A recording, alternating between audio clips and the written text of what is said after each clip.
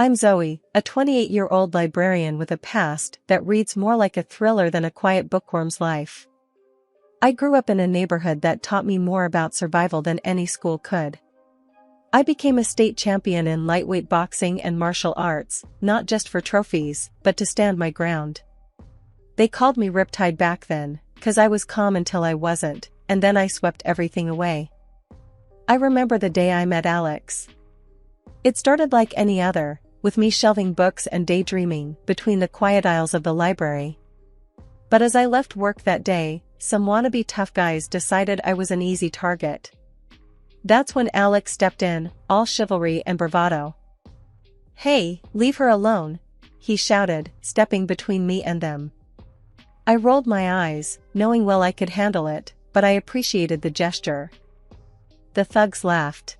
"What are you gonna do about it?" one sneered. Before I knew it, fists were flying.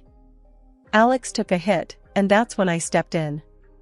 My training kicked in, and within minutes, the thugs were running away, nursing more than their pride. Alex was on the ground, nursing a busted lip. "Wow, that was amazing," he exclaimed, blood and awe mixing in his voice. "I'm Alex, by the way." "Zoe," I replied, offering him a hand up. From that day, we were inseparable. His parents welcomed me with open arms, his mother always saying, "You're the daughter I never had." His father would chuckle, "Well, she's certainly the protector we never knew we needed." But not everyone was a fan. Mark, Alex's younger brother, was different. The first time I met him, he sneered at my job. "A librarian, huh?" he scoffed. "What do you do, read all day?" I shrugged. "And keep the world of knowledge safe for the likes of you." He laughed, a harsh sound. "I prefer my women with a bit more edge." I raised an eyebrow. "Trust me, I've got more edge than you can handle." We left it at that, an uneasy truce between us. But I could tell, this was just the beginning of our story, one that would challenge me in ways I never expected. I went home that night, the house quiet except for the sound of Alex cooking in the kitchen. The smell of spaghetti wafted through the air, a simple pleasure after a long day. "You wouldn't believe the day I had," I started, but he turned, a smile wiping away any fatigue. "Let me guess, another round with the encyclopedia set?" "Something like that," I laughed. We settled into our routine, a peaceful life punctuated by the echoes of my past. I didn't know then how much my old life would come crashing back into my new one, but for now, I was content. I had found a new beginning, a chance at a life I never thought I'd have. First Alex's father passed away, then his mother fell asleep and did not wake up. After the dust had settled with Alex's parents passing, we found ourselves navigating a new normal. They had left us a small, cozy house in a decent part of town, while Mark ended up with an apartment across the city. It seemed like things might calm down, but that was wishful thinking. I remember the day Mark showed up unannounced with his new wife, Lisa. She was a whirlwind of attitude and ink, her tattoos trailing down her arms like battle scars. I was in the middle of sorting through some old boxes when they barged in. "Hey, look what the cat dragged in," Mark announced with a smirk. Lisa stood behind him, chewing gum loudly, her eyes scanning the house like she owned the place. "Nice digs you got here," Lisa said, her voice dripping with a mix of admiration and disdain. I stood up, wiping my hands on my jeans. "Thanks, we like it. And you are?" She laughed, a harsh, barking sound. "I'm Lisa, Mark's better half. And by better, I mean way better." I couldn't help but chuckle. "Well, Lisa, welcome to our home. Just try not to break anything, including Mark." Mark rolled his eyes. "Always the joker, huh, Zoe?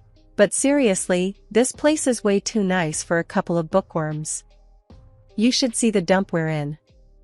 Lisa chimed in. "Yeah, we were thinking, maybe we could swap, you know? You take the apartment, and we take this little paradise." Alex, who had been quiet until then, laughed.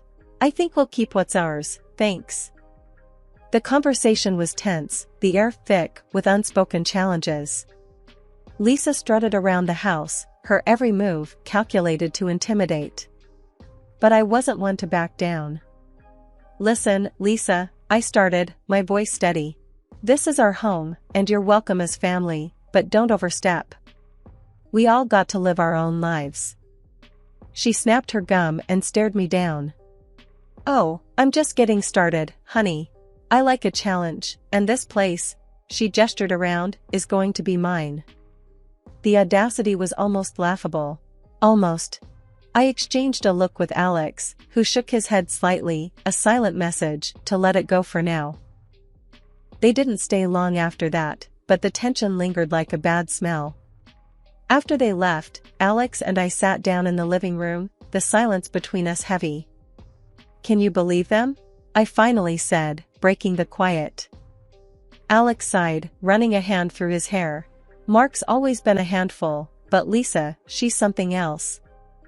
"I can handle her," I said, more to myself than to him. "I've dealt with worse." But as the days turned into weeks, and the weeks into months, that encounter marked the beginning of a series of events that would test our patience and our resolve. Lisa's bold claim on our home wasn't just idle talk. It was a declaration of war, and we were right in the crosshairs. The trouble began in small, annoying ways at first. I'd wake up to find trash thrown over our fence or nasty words spray-painted on the side of the house. "Get out," they'd say, or "not welcome." It was juvenile, but it set me on edge. I had a feeling Lisa was behind it, a suspicion that was confirmed when things escalated. One morning, I found a dead bird lying on our doorstep, a twisted warning. I remember standing there, staring down at it, the anger boiling inside me. I scooped it up with a shovel, my mind racing with dark thoughts. I decided to let it slide for the moment, but then Lisa took it a step further. She came strutting into the library one afternoon, a smug look on her face. I was reshelving books, and she made a beeline straight for me. "Hey, book nerd," she called out, loud enough for everyone to hear. I turned, keeping my face neutral. "Can I help you?" She smirked, her eyes glinting with malice. "Just wanted to see where the famous Zoe spends her days. Quite the boring life you've got here, huh?" I shrugged, trying to keep it cool. "It's a living." "What do you want, Lisa?" She leaned in close, her breath reeking of cigarettes. "Just a friendly visit. But let me give you a little advice. Give up the house, and all this," she gestured around, "stops. Simple as that." Before I could reply, she started knocking books off the shelves, her laughter echoing in the quiet room. I grabbed her arm, stopping her. "Enough, Lisa. Leave now, or I'll call the cops." She yanked her arm free, still smirking. "You wouldn't dare." "See you around, Zoe." I spent the next hour picking up books, my mind a whirlwind of anger and frustration. I wanted to fight back, to put her in her place, but I remembered my promise to stay calm. I couldn't let her see she got to me. That evening, I called Mark, hoping maybe he'd see reason. "Mark, your wife's out of control. She came into the library today, caused a scene. It's got to stop," I said, trying to keep my voice steady. There was a pause, and then he laughed. Zoe, always so dramatic. Lisa's just having a bit of fun. But I'll tell you what, you give us the house, and I'll make sure she leaves you alone." I clenched my fist, feeling the old fire rise. "That's not going to happen, Mark. Control your wife, or I'll take matters into my own hands." He scoffed. "Big words, Zoe. Just remember, you started this." We hung up, the threat hanging heavy in the air. I didn't tell Alex about the call, not wanting to worry him more than necessary.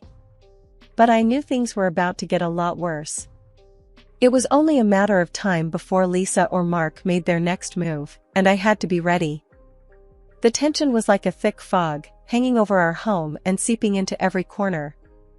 I could feel it, a constant reminder that things were far from okay. It wasn't just the vandalism or the threats anymore. It was the waiting, the not knowing when or what would come next. One evening, as I walked home from the library, my nerves were on high alert. The streets were unusually quiet, the silence amplifying my anxiety.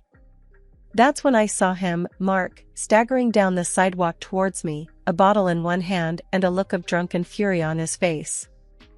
"Hey, Zoe," he slurred, his words soaked in alcohol. "Thought you could ignore me, huh?" I stopped, my heart pounding. "Mark, go home. You're drunk." He sneered, taking a step closer. "This is my family's home you're living in. You don't belong here." Before I could react, he swung at me, his fist cutting through the air. Instinct took over. I dodged his blow and grabbed his arm, twisting it behind him. He yelped in pain, his knees buckling. "Listen to me, Mark," I hissed, my voice low and steady. "I don't want to hurt you, but I will defend myself." He struggled, trying to break free, but I held firm. "You're nothing, Zoe. A nobody." With a quick movement, I pushed him to the ground, his body hitting the pavement with a thud. He lay there, whimpering, the fight gone out of him. "Stay away from us, Mark," I warned, my voice cold. "Next time, I won't be so gentle." I left him there, the night, swallowing his curses and threats. As I walked the rest of the way home, I couldn't shake the feeling of dread. It was one thing to deal with words and petty acts of vandalism, but this was different. Mark had crossed a line, and I knew it was only a matter of time before things escalated even further.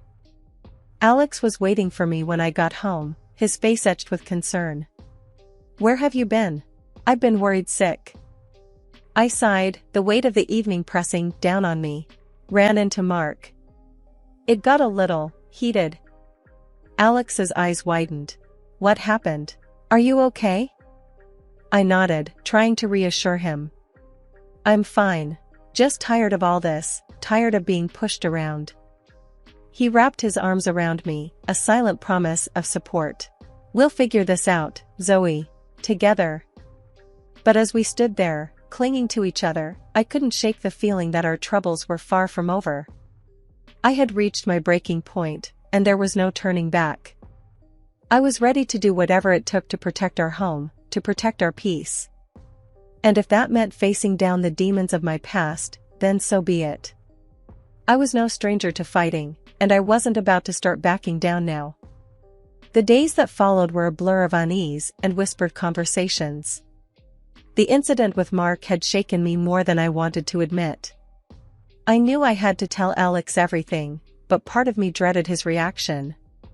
Would he see me differently, knowing the full extent of the violence I was capable of? When Alex finally came home from his trip, I was a bundle of nerves. He looked tired, the lines on his face deeper than when he left.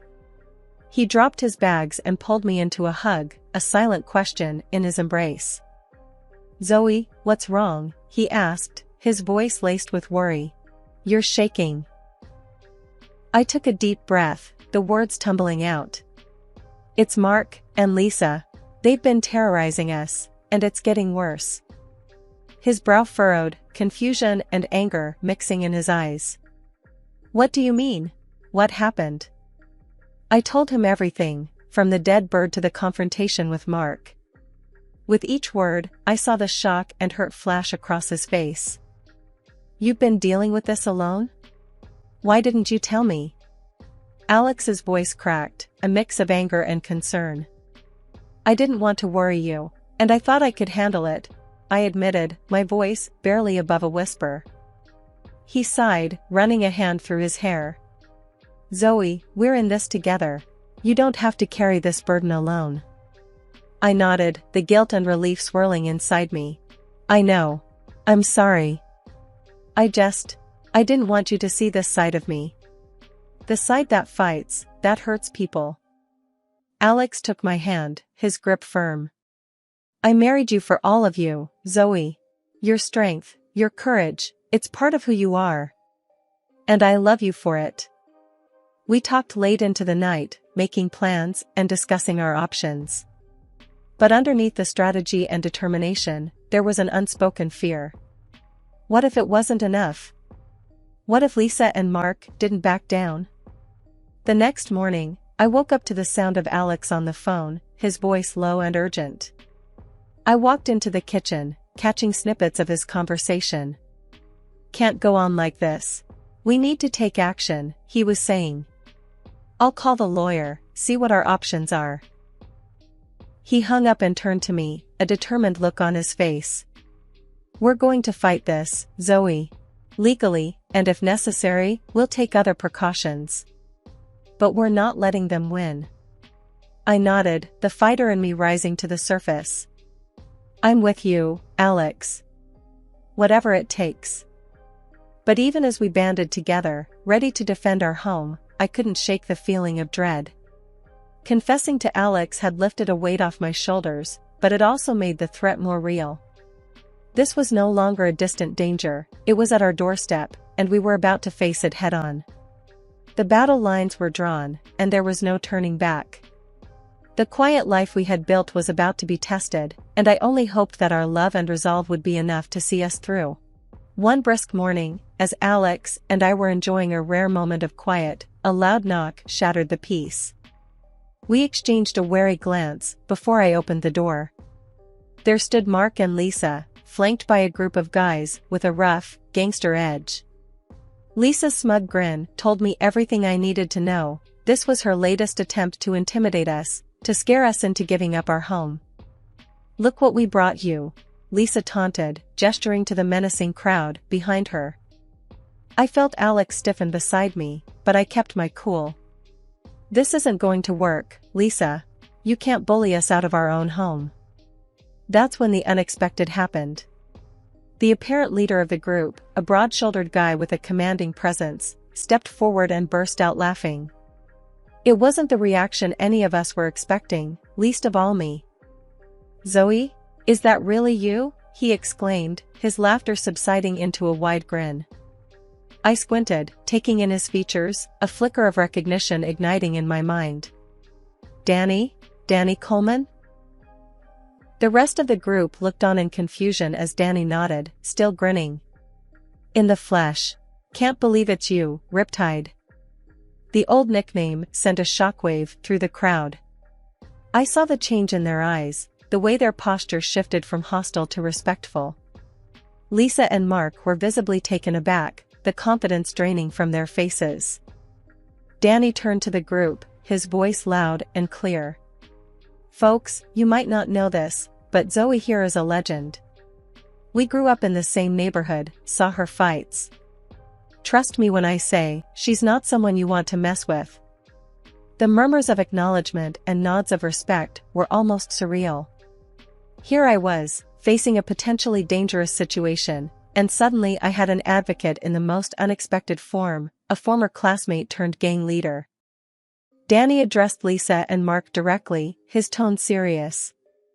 "You two got it all wrong. Trying to bully Zoe out of her house? That's not going to fly, not with me here." Lisa's voice was barely a whisper, her bravado gone. "But, this is supposed to be our house. We deserve it." Danny shook his head, the finality in his motion clear. "You don't deserve anything by terrorizing people, especially not someone like Zoe." He turned back to me, his expression softening. "Look, I know we've had our differences in the past, but no one messes with you. Not on my watch." As they left, with Lisa and Mark trailing behind, a defeated duo, the neighborhood's silence returned. But it was a different kind of quiet now, one filled with newfound respect and an unexpected sense of security. I closed the door, leaning back against it, the adrenaline slowly ebbing away. Alex wrapped his arms around me, a mix of shock and relief on his face. "I can't believe that just happened." I smiled, the tension finally releasing. "Neither can I. But I'm not complaining." We had faced down a threat with the most unlikely of outcomes. As I looked out the window at the retreating figures, I realized that sometimes, the past doesn't just haunt you, it comes back to lend a helping hand. And with that thought, I knew we were going to be okay. We had stood our ground, and we had won. After the standoff with Danny and his crew, things took a swift turn. The air around our little home was charged with a sense of change, a palpable shift in the winds that had been threatening our peace for so long. The first sign of this change came unexpectedly, just a few days later. I was out in the garden, tending to the roses that had started to bloom again, when I saw Lisa, her usual brashness replaced with a hunched, defeated posture. She was alone, without Mark or any of her so-called friends. She barely glanced my way as she made her way to her car, piled with boxes and bags. It was clear, she was leaving. The news spread quickly. Danny, the unexpected ally from my past, had made good on his word. He kicked Lisa out of the gang, severing her last ties to the community she'd tried to dominate. Without the backing of her tough friends, Lisa no longer felt safe or powerful in the city. Her departure was quiet, almost unnoticed, a stark contrast to the loud, defiant character she had always portrayed. Mark was next. He came by a few days after Lisa's departure, his car filled with the last of his belongings. He stopped by our house, a hesitant figure at the end of our driveway. I went out to meet him, curious about what he had to say. "Zoe," he started, avoiding my eyes. "I'm leaving too. Sold the apartment. It's time for a fresh start, somewhere far from here." His voice was soft, lacking the harsh, mocking tone I'd grown used to. I could see the toll the recent events had taken on him, the realization of his mistakes finally dawning on him.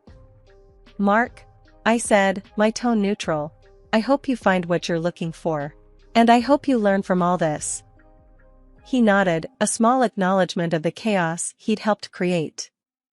"I'm sorry, Zoe, for all the trouble. I was wrong." With that, he got into his car and drove away, leaving behind the neighborhood, the conflicts, and a trail of regrets. The street that had once felt like a battleground was quiet again, the tumultuous chapter of our lives coming to a close. Inside, Alex and I watched from the window, a sense of surreal relief washing over us. "They're gone," I said, almost in disbelief. "Just like that." Alex wrapped his arm around my shoulder, pulling me close. "It's over," he whispered. "We can start to move on now."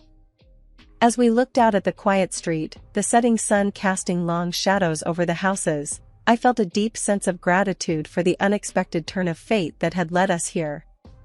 The day Lisa and Mark left, the neighborhood seemed to breathe a collective sigh of relief. It was as if the air itself was lighter, fresher, and filled with new possibilities. Alex and I found ourselves in a surreal kind of calm, the kind you only notice once the constant noise has gone.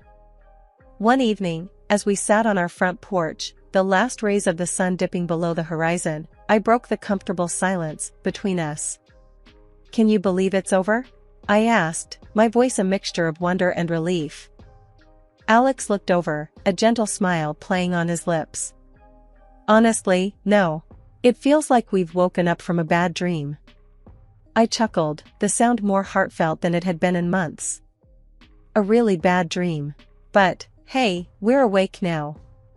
With each passing day, the dark chapter of Lisa and Mark faded more into the background. Our home felt like a sanctuary again, a place filled with love and laughter, rather than tension and fear. I returned to my routine, finding solace in the simple tasks of gardening and reading, the library a haven of quiet stability. The simple pleasures of neighborhood life, once overshadowed by fear and conflict, now shone brightly. Evening walks, chats over the fence, the shared experiences of community life, they all took on a new significance. The path had been long and fraught with challenges, but we had emerged stronger, our bonds with each other and with our community deepened. The peace that now filled our home was not just the absence of conflict, but the presence of understanding, resilience, and love.